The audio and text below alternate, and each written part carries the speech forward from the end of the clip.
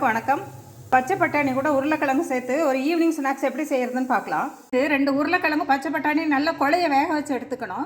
வெங்காயம் 2, carrot 1, cornflakes கொஞ்சம், mixer கொஞ்சம், எலுமிச்சம்பழம் ஒரு 1/2 பழம். உருளைக்கிழங்கு நல்லா மசிச்சுட்டு மஞ்சத்தூள் 1/4 ஸ்பூனு, கரம் மசாலா 1/2 ஸ்பூனு, மிளகாத்தூள் 1/2 ஸ்பூனு, உப்பு தேவையான அளவு அதுலேயும் போட்டு பரட்டிக்கலாம். கொஞ்சம் எண்ணெய் ஊற்றி சோம்பு தாளித்து வெங்காயம், கேரட்டு அது கூடயே உருளைக்கிழங்கையும் போட்டு நல்லா வதக்கலாம். அதுக்கு கொஞ்சம் கிரேவி செய்கிறதுக்கு பொட்டுக்கடலை ஒரு 50 கிராம், இஞ்சி ஒரு பெரிய துண்டு, சோம்பு கொஞ்சம், பட்டை கொஞ்சம் நைஸாக அரைச்சி எடுத்துக்கலாம். இந்த சட்டியிலேயே சோம்பு பொட்டுக்கடலை அரைச்சதை ஊற்றி கொதிக்க வச்சுக்கலாம்.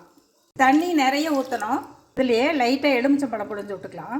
பச்சை பட்டாணி அது கூடயே போட்டு நல்லா கொதிக்க விட்டுறணும். இந்த கிரேவி கூடயே கொஞ்சம் உருளைக்கிழங்கு, கார்ன்ஃப்ளாக்ஸ் கொஞ்சம், மிக்சர் கொஞ்சம், கொஞ்சம் வெங்காயம், கேரட் கொஞ்சம், அதுக்கு மேலே நமக்கு தேவையான அளவு பொரி நிறைய போட்டுக்கலாம். ஈவினிங் ஸ்நாக்ஸுக்கு ரொம்ப ரொம்ப நல்லாயிருக்கும்.